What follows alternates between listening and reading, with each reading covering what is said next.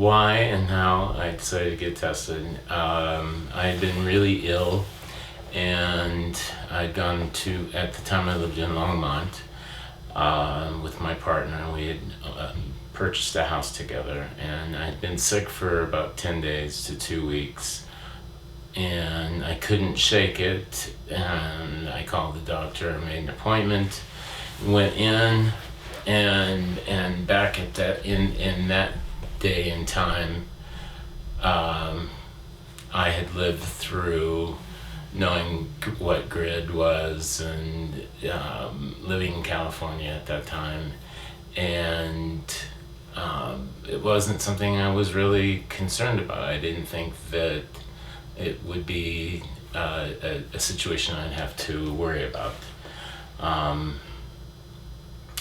So his nurse had taken quite a few vials of blood, and he came back in and asked me when was the last time we had taken a test, an HIV test, and I think it had been 6 months prior to that, and he asked me if he could do another test, and I said sure. The last one had been positive. It had been 6 months, so it wasn't even a second thought.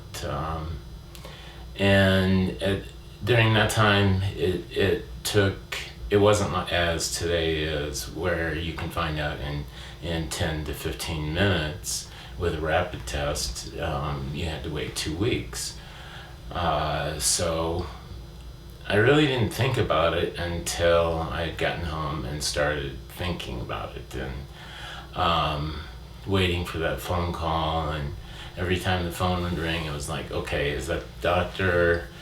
So finally, a couple weeks afterwards, because it took 2 weeks at that time, he called me and said, well, you don't have strep throat, you don't have meningitis, you're not contagious in one respect, but you're HIV positive, and I'm firing you as a patient. Please do not come back to my practice. I don't want to see you. And I was so taken aback by what he had said. It didn't really hit me until I was in my car, and then I was angry and I was crying. I wasn't really sure how to deal with that, so I drove around for about 3 hours.